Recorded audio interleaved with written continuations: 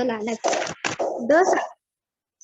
The tighter the vocal cords, the more rapidly the vocal cords vibrate and high-pitched sounds are produced. When vocal cords are tight and thin, the type or quality of voice is different from that when they are loose and thick. The vocal cords in men are about 20 millimeters long, and in women are about 15 millimeters. In children, these are quite small and grow longer as they grow up. It is the length and tension of the vocal cords that different people have different voice qualities. You can feel vibration in your voice box or larynx if you put your fingers on your throat. Okay. Stop reading. So that's why the sound is produced by the human beings. ठीक है?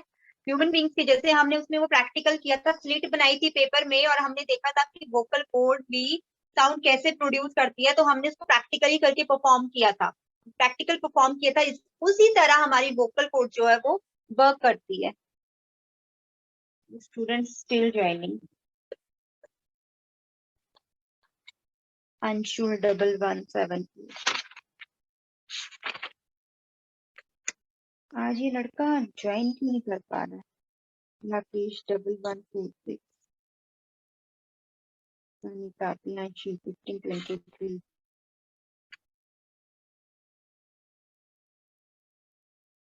ठीक है, जो हमने practical किया था। Yes yes yes yes, कौन बोल गया? स्कूल में बुलाया तो क्लास लीव कर दूं? क्लास क्या कर दूं? डिस्कनेक्ट? मैम मेरे को स्कूल में बुलाया मैम ने, तो क्लास लीव कर दूं? ओके ओके बेटा, ओके।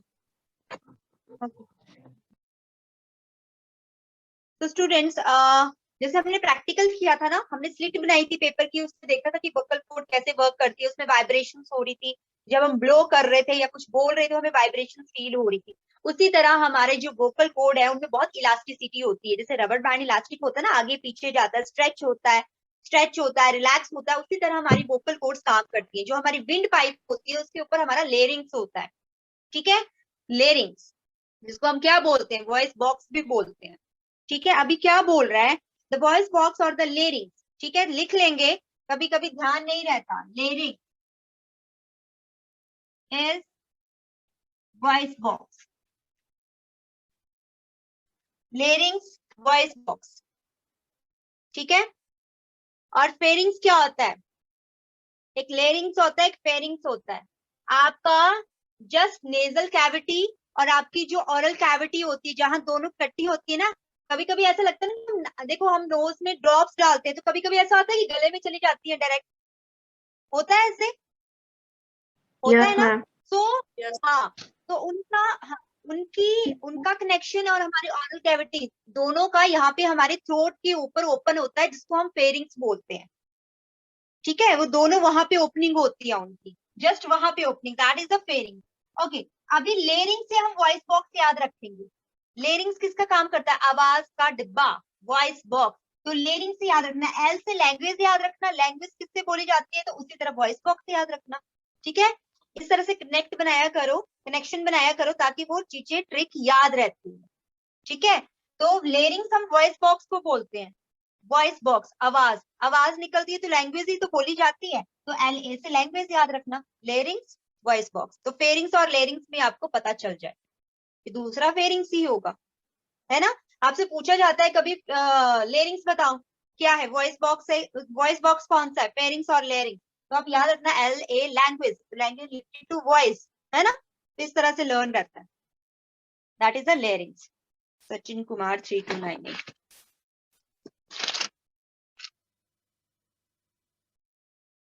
ये बच्चों के नए नए नंबर कहाँ से आ रहे हैं?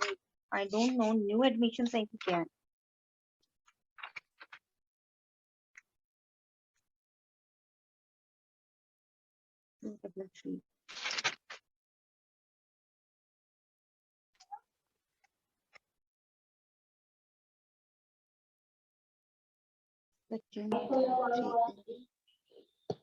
यस शुभांगी। Yes, ma'am. हाँ बोलिए बेटा। Ma'am, we unmute. Sachin 3298, Sachin are you there? Sachin Kumar 3298। बेटा माइक ऑन करना अपना, न्यू एडमिशन हो आप। सचिन माइक ऑन कीजिए अपना, माइक ऑन कीजिए। न्यू एडमिशन हो, कब लिए एडमिशन बेटा? मैम न्यू एडमिशन ही हूँ। 3298 है फिर आपका नंबर? ये मुझे क्यों, ओके ठीक है, मैं मैम confirm करती हूँ। मैं इसीलिए था मैम। आवाज नहीं आ रही आपकी। हाँ मुझे पता है, बट आपका फेस नहीं दिख रहा था ना, तो मुझे पता नहीं चल रहा था। मुझे पता है आप ओल्ड स्टूडेंट ही हो, बट 3298 मैंने लिखा क्यों नहीं है, डोंट नो। ओके मैं कंफर्म कर लूंगी, बट मैंने आपकी अटेंडेंस लगा ली है। आप बड़े दिनों से क्यों नहीं आ रहे हो? बहुत दिन हो गए, एब्सेंट क्यों हो? चैप्टर खत्म कर लेते हैं फिर बात करेंगे, ठीक है? Okay, I am audible to all of you, ठीक है? सो स्टूडेंट्स, लेरिंग्स जो है हम वॉइस बॉक्स को बोलते हैं। वॉइस बॉक्स में हमारी वाइब्रेशंस होती है, जिसके थ्रू हमारा क्या होता है, आवाज निकलती है। हमारे लेरिंग्स में, जैसे हमने एक पेपर में स्लिट बनाई थी ना, तो हमारी वॉइस बॉक्स में लेरिंग्स में दो मसल्स ऐसे होती है, इलास्टिसिटी बहुत होती है, उसमें से हवा जाती है। मसल्स होती है ना हमारी लेरिंग्स को, ऐसे होती है, देखो लाइक दिस, ये मसल्स हैं, ठीक है? और यहाँ से ये विंड जा रही है। तो स्टूडेंट्स, ये जो मसल्स हैं,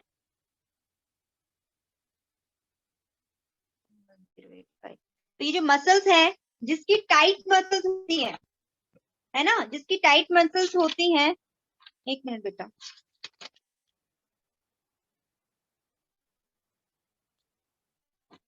हाँ, जिसकी ये टाइट मसल्स होती है ना, तो when the vocal cords are tight and thin, tight and thin, the type of quality of voice is different from when they are loosen and thick, ठीक है? जिसकी ये जो मसल्स थिन होंगी और बहुत टाइट होंगी, उसकी वॉइस क्वालिटी अलग होगी। और जिसकी ये मसल्स जो होती है लूज होती हैं और थिक होती है, मोटी है और थिन है, तो उनकी वॉइस क्वालिटी जो होती है वो डिफरेंट होती है।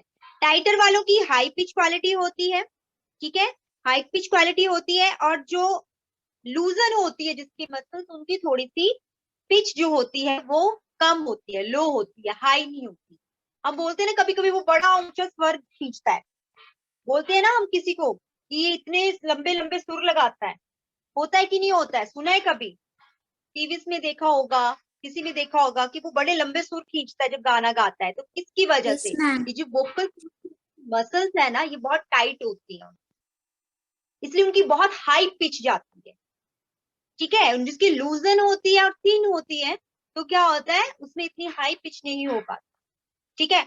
अभी आप पेपर जो लिया था, आपने उसमें हवा ब्लो की थी, है ना, एयर ब्लो की थी, तो वाइब्रेशंस अच्छे से हो रही थी। अगर लूज होगा तो वो वाइब्रेशंस भी लूजली तो करेगा, है ना, लूजली तो वाइब्रेशंस होंगी।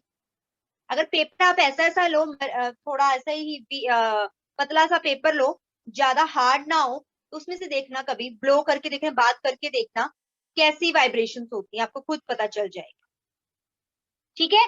तो इस तरह से स्टूडेंट्स, जो वॉइस होती है ना, साउंड प्रोड्यूस होती है, वो वोकल कोर्ड्स में हमारी इस तरह से होती है। हमने वो प्रैक्टिकली भी करके देख लिया था, ठीक है? नेक्स्ट बोल रहा है कि जो वोकल कोर्ड होती है, मेन की बात करें तो वोकल कोर्ड लगभग 20 मिलीमीटर तक लॉन्ग होती है मेन से, और वुमेन्स की बात करें तो 15 मिलीमीटर तक होती है। बच्चों में छोटी होती है, बट जैसे जैसे वो ग्रो करते हैं, मेल एंड फीमेल, आपको पता है, जैसे जैसे बच्चे ग्रो करते हैं तो उनकी वोकल कोर्ड्स भी ग्रो करती है, ठीक है, लंबी होती है, लेंथन होती है। Okay, next, you can feel the vibration in your voice box or larynx if you put your finger on your throat. Yes, अपनी throat को यहाँ पे फिंगर रखो, देखो आपको वाइब्रेशन शो होंगी। एडमंड्स एप्पल होता है ना, यहाँ पे एडमंड्स एप्पल किसको बोलते हैं? हमने पढ़ा था एडमंड्स एप्पल क्या होता है। यहाँ पे जो उभरा हुआ आउटग्रोथ सी होती है जो नेक में, मेंस में एडम्स एप्पल्स बड़ा होता है, क्लियरली विजिबल होता है। आप देखोगे, हाँ, नेक्स्ट जब रीचिंग ऑफ एडोलेसेंस वाला चैप्टर पढ़ोगे ना, उसमें पता चलेगा। ये थ्रोट का जो उभरा हुआ होता है ना, उभरा हुआ पार्ट जो होता है, बड़ा हार्ड सा लगता है, यहाँ पे फिंगर रखो, देखो आपको कितनी वाइब्रेशंस अच्छी तरह से फील होंगी। बोलो भी कुछ तभी फील होगा बच्चे, ऐसे नहीं रख के बोलो कुछ फिर फील होगा, कुछ भी बोलो, जोर से बोलो, फिर फील होगा। यहाँ पे जो उभरा हुआ होता है नेक में, हो रहा है ना, दैट्स योर वोकल कॉर्ड्स, ये आपकी वोकल कॉर्ड्स है ना। Yes, okay. सो हाँ, अब एडम्स एप्पल जो होता है ना, वो मेल्स में ज्यादा बड़ा होता है, ये वाला आगे की तरफ उभरा हुआ होता है, आउटग्रोथ ज्यादा होती है। गर्ल्स एंड फीमेल्स में इसकी आउटग्रोथ कम होती है। तो कभी कभी आपने देखा होगा, किसी दुबले पतले आदमी को देखा होगा, उसका एडम्स एप्पल गले से कितनी नेक से बाहर दिखता है ना, ऐसा लगता है कि यहाँ पे कुछ हड्डी सी है ना, Yes, होता है ma'am. ना। मेल्स में थोड़ा आउटग्रोथ की ज्यादा होती है, फीमेल्स में कम होती है। ठीक है, जब एडोलेसेंस वाला चैप्टर पढ़ोगे उसमें आपको क्लियरिफाई हो जाएगा। यस, वंशिका फटाफट नेक्स्ट पढ़ेंगे। Yes, ma'am. हाँ, Usually, a person snores due to the obstruction of the air passage from the nose, mouth, or neck. The posterior side of the mouth has a soft tissue called uvula.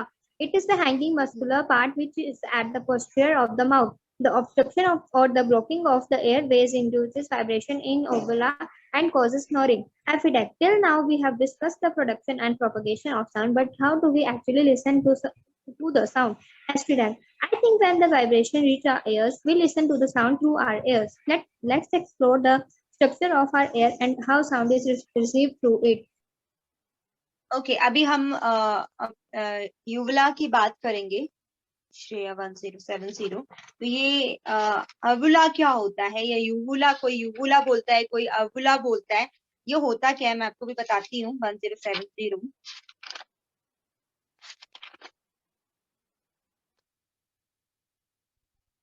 ठीक है, तो आप अपना मुंह खोलते हो ना, शीशे मिरर में देखना, पूरा मुंह माउथ खोलना अपना, करके यहाँ से कुछ लंबा सा लटका हुआ जो दिखता है आगे की तरफ, ऐसे करके, लाइक दैट, इस तरह से दिखता है। जब खाना खाते हो या ब्रश करते हो, देखना अपने गले में करके पूरा मुंह खोलना, फिर देखना ये ऐसे सा मस्कुलर टिश्यू सा दिखेगा, सॉफ्ट सा, इसको हम यूवुला बोलते हैं। ठीक है, इसको बोलते हैं। सो नेक्स्ट अब हम स्ट्रक्चर ऑफ ह्यूमन ईयर का करेंगे फटाफट। बाद में मैं आपको बहुत अच्छे से, जब हमारा फिर से रिवीजन चलेगा, तो मैं इस चैप्टर को अच्छे से आपको और डिटेल्स में समझाऊंगी, पर फटाफट स्ट्रक्चर ऑफ ईयर कर लेते हैं। First is structure of year. Yes, who is this? कौन है? Yes, Yamini. No, ma'am, nothing. Yes Yamini, read करो फटाफट structure of year. Structure of ear. The human ear can be divided into three sections: the outer ear, the middle ear, and the inner ear. Outer ear. The part of the ear that is visible to us is the outer ear, who is also called pinna. The shape of the outer ear is like a funnel. It is meant to collect sound vibrations. Sound waves enter the outer ear, travel through a thin ear canal, and then strike the eardrum, which is a piece of stretched skin. Okay okay, अभी stop करेंगे पढ़ना।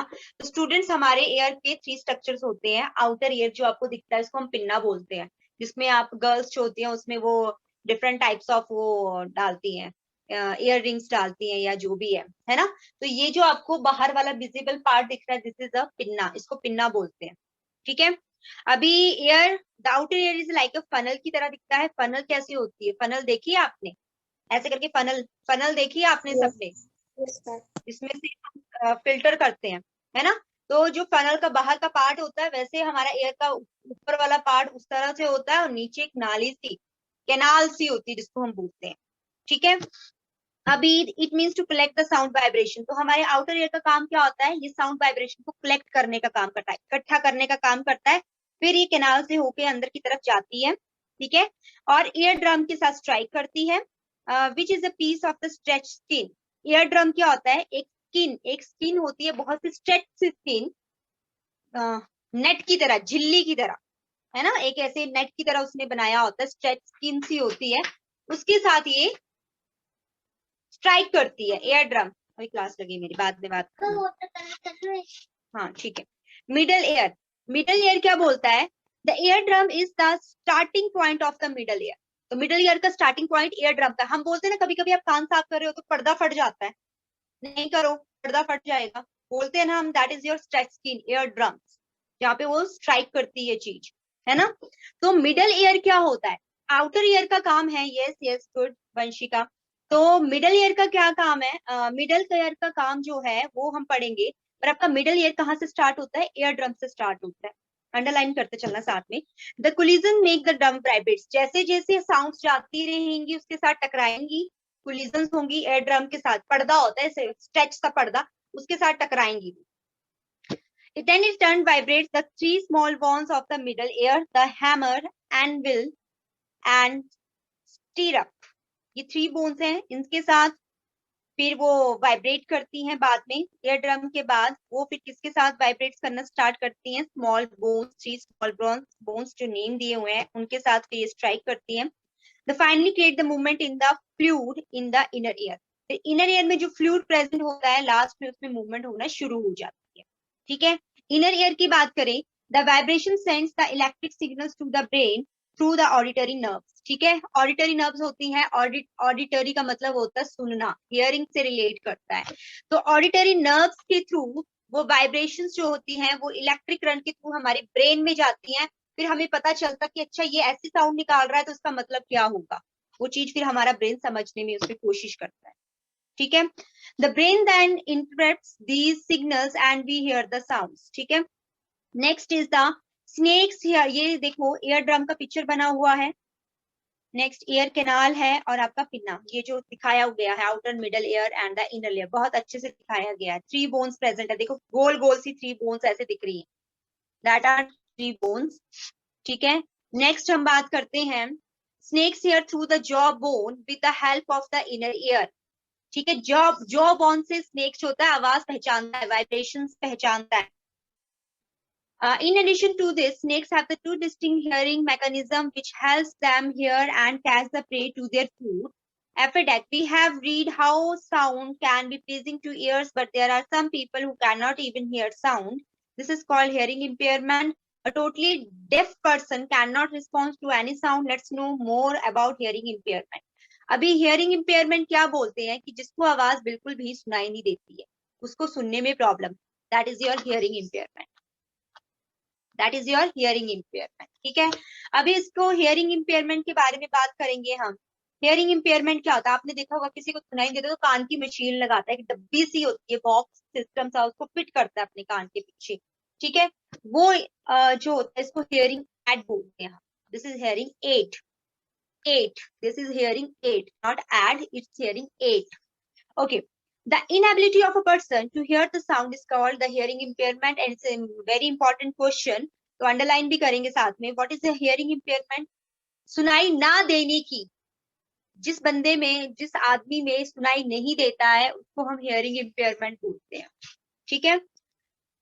This may be due to the improper development, damage or disease in any part of the hearing mechanism. कान में कुछ ना कुछ problem होगी या कोई बीमारी होगी या कुछ हुआ होगा, उस वजह से उसको वो सुनाई नहीं देता है, कोई भी रीजन हो सकता है। अच्छा, डेफनेस, डेफनेस क्या होता है, जिसको सुनाई नहीं देता है, डेफ, है ना। Deafness and deafness is total hearing impairment. There are the various causes and the degrees of hearing impairment. This may be due to the defects in the outer ear, middle ear, inner ear, and the auditory nerves. Most of the hearing impairment can be corrected by the use of hearing aids.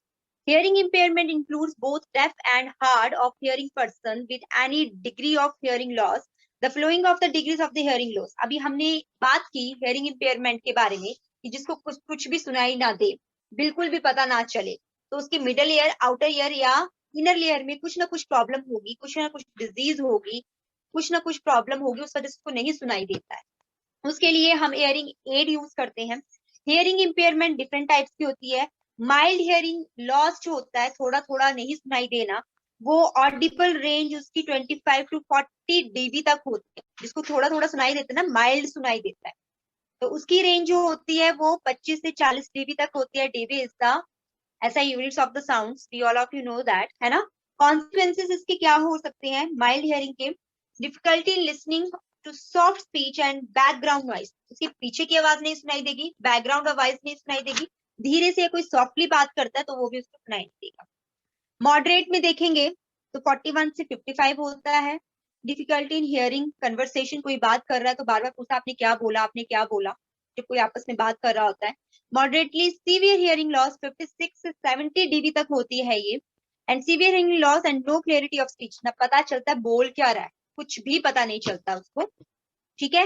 And severe hearing loss, normal conversation not audible and difficult to hear loud voice, उसको जोरों की आवाज भी नहीं सुनाई देती है। Okay, profound hearing loss more than 90 dB and can not hearing anything, उसको कुछ भी सुनाई नहीं देता, उसको जरा सी भी वाइब्रेशन फील नहीं हो पाती है, ठीक है। तो अभी आप सोच लेना आपको वाली कौन सी वाली है, ठीक है, क्योंकि आपको सॉफ्टली बात करे तो आपको समझ में नहीं आता जब तक मैम जोर से ना बात करे, है ना, 2-3 डोजेस ना दे दे तब तक तो मानोगे नहीं कहना, है ना। तो सोच लो आपको कौन सी वाली है, ठीक है। So now come to the practice zone 4, ये मैं आपको सेंड कर दूंगी। म्यूजिक एंड नॉइज के बारे में बात करेंगे। म्यूजिकल साउंड्स क्या होती हैं? Regular and continuous vibration produced by any musical instrument. The sound produced by the harmonium or guitar is example of the musical sound. The musical sounds are soothing. However, it is not necessary that all the sound produced from a musical instrument are pleasing. It's only if the sound is produced with the right pitch and the loudness and has a particular pattern, we can call it music. आपको पता है music क्या होता है? ऐसे नहीं आपके पास कोई भी ड्रम बजाना शुरू कर दे तो आपके बोले क्या कर रहा है यार, मेरे कान फट रहे हैं, ऐसे बोलते हैं ना हम। तो म्यूजिक कब अच्छा लगता है? जब वो सॉफ्ट हो, जब वो सुनने में अच्छा हो, तब वो अच्छा लगता है। ऐसे आपके आगे किसी ने क्या किया, गिटार बजाना शुरू कर दिया, ड्रम बजाना शुरू कर दिया, है ना, या बाजा बजाना शुरू कर दिया, कुछ भी है, होता है ना ऐसे, फ्लूट बजाना, तो क्या बोले जा रहा है, मेरे कान फट रहे, प्लीज स्टॉप इट, ऐसे बोलते हैं हम। तो म्यूजिकल साउंड वो होती है जो हमारे कानों को अच्छा लगे सुनने में, है ना। नॉइज क्या होता है? You feel very irritated when you are busy traffic and hear the horns of the different vehicles. You can face a similar situation in the classroom when all the students of your class start talking different things at the same time. You cannot understand anything and also feel uncomfortable. Such an irregular sound which is unpleasing and causes the discomfort is called noise. Underline kar lenge. What is a noise? An irregular sound which is unpleasing and cause discomfort is called noise. Noise is often heard near the construction areas or nearby railway stations. Noise is always unwanted, unorganized and disturbing sound, and one cannot detect the pattern of the melodies in noise. ठीक है, तो noise क्या होता है? जब भी ma'am थोड़ा सा बाहर जाए तो पूरे क्लास को सर पे उठा देती है, होता है ऐसे, पता नहीं दुनिया भर की बातें 5 मिनट में बोलने लग पड़ते हैं, तो वो इरिटेट करती है साउंड, है ना। अभी मैंने जस्ट थोड़ा सा कुछ पूछा तो सारे बच्चे एक बार में भी बोलना शुरू कर देंगे ना, मुझे एक बच्चे का भी समझ में नहीं आएगा। दैट इज अ नॉइस, जो हमें इरिटेट करे, जो हमें अनप्लीजेंट करे, दैट इज अ नॉइस, है ना। आप जाते हो, आप क्लास में खड़े हो या आप मार्केट में खड़े हो, ट्रैफिक है, हॉर्न ही हॉर्न बजाए जा रहे हैं vehicles, that is also noise. आपको इरिटेट कर रहे हैं, आपके ईयर्स को इरिटेट कर रहे हैं, अनप्लीजेंट, उसमें हमें पता नहीं चलता कि हम कैसे यहाँ से, जस्ट शांति चाहिए निकले हम यहाँ से, है ना, इतना दुखी हो जाते हैं कभी कभी, दैट इज अ नॉइस होता है। ओके, नॉइस पॉल्यूशन क्या होता है? नॉइस पॉल्यूशन आपको पता है नॉइस पॉल्यूशन किस वजह से होता है? Imagine a loudspeaker playing loudly in your neighborhood or that are living near the airport and the planes are flying at a regular intervals. How would you feel? The excessive and unwanted production of the noise in the environment is called noise pollution. Underline कर लेंगे, excessive and unwanted production of the noise in the environment is called noise pollution, है ना। आपका घर railway track के पास है, railway line के पास है, थोड़ा सा सोना नहीं मिले बस ट्रेन की हॉर्न स्टार्ट, कितना इरिटेटेड होता है ना। So that is a noise pollution. That is a noise pollution. The different source of noise pollution are heavy machines. हम सबको पता है, मैं एक बार थोड़ा सा रीड कर लेती हूँ फिर आपको कंक्लूड करके बताऊंगी। Are heavy machines, vehicles, crackers, loudspeaker, and home appliance. Most common places where the maximum noise pollution take place are the busy roads, railway stations, construction works, and industries. Sound or noise pollution is also by a product of industrialization, urbanization, and modern civilization. Noise, many health disorders, continuous exposure to noise make the people irritable, short-tempered, tired, and distressed. On continuous exposure to loud music, one may get temporary or even permanent impairment of hearing. A sound meter is an instrument which is used to measure the sound or noise level. Okay, next. Sound meter.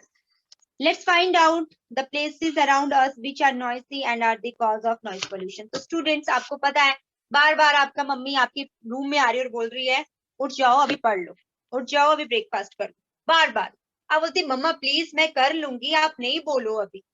होता है irritation कभी कभी, मम्मा को भी irritation होता है, आपको एक ही बात माननी चाहिए, एक बात बोलने पे ही उठ जाना चाहिए, है ना।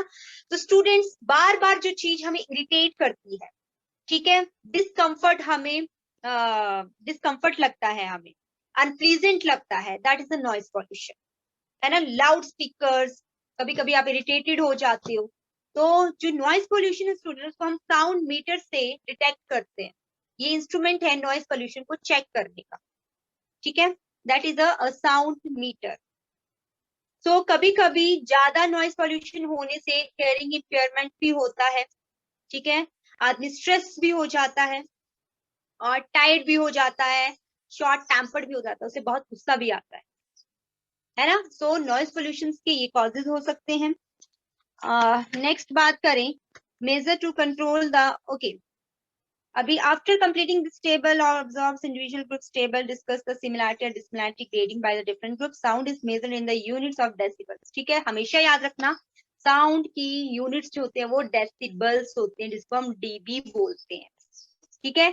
The sound of 80 dB is the tolerance level of the normal human beings. Normal human beings की टॉलरेबल साउंड कितनी हो सकती है, कहाँ तक वो सुन सकता है। शुभांगी, हियरिंग इंपेयरमेंट हो जाता है, ज्यादा हेडफोन्स नहीं यूज करने चाहिए, तो 80 dB तक होता है बच्चे, वो 80 dB तक टॉलरेट कर सकता है, ठीक है। Sound of intensity higher than, अगर इससे ज्यादा होगी या less the 115 dB becomes painful and the noise more than 115 dB becomes intolerant. ये अंडरलाइन कर लेना, वो कौन सी साउंड इंटॉलरेंट होती है, 115 से ऊपर वाली कौन सी टॉलरेबल होती है, 80 dB वाली। पेनफुल कौन सी होती है, 80 और 115 dB तक जो होती है, उससे ओवर इंटॉलरेंट हो जाती है। नॉइज पोल्यूशन को कैसे कंट्रोल करना चाहिए, हमें मोर ट्रीज लगानी चाहिए, ठीक है। Sound generating sources as a trees absorb noise, क्योंकि हमारे पेड़ हमारे बहुत हेल्पफुल है, हमेशा चुपचाप खड़े रहते हैं बेचारे पर हमारी बहुत हेल्प करते हैं, ठीक है। ये नॉइज पोल्यूशन को भी एब्जॉर्ब करते हैं, एयर पोल्यूशन को भी एब्जॉर्ब करते हैं, ठीक है। At home the volume of the music system and TV कम करना चाहिए, ज्यादा नहीं रखना चाहिए। साउंड प्रूफ डोर्स यूज करनी चाहिए, विंडोज यूज करनी चाहिए, जो क्राउडी सिटीज में रहता है, जो नॉइसी एरिया में रहता है, ठीक है। Sound insulation at the top of the roof reduce the aircraft noise, अगर एरोप्लेन किसी की छत से, वंशिका की छत से ऊपर एरोप्लेन जाते हैं तो वंशिका को क्या करना चाहिए, साउंड प्रूफ रूफ लगानी चाहिए, ठीक है। Next, use of horns in vehicle should be minimised, vehicles की साउंड थोड़ी कम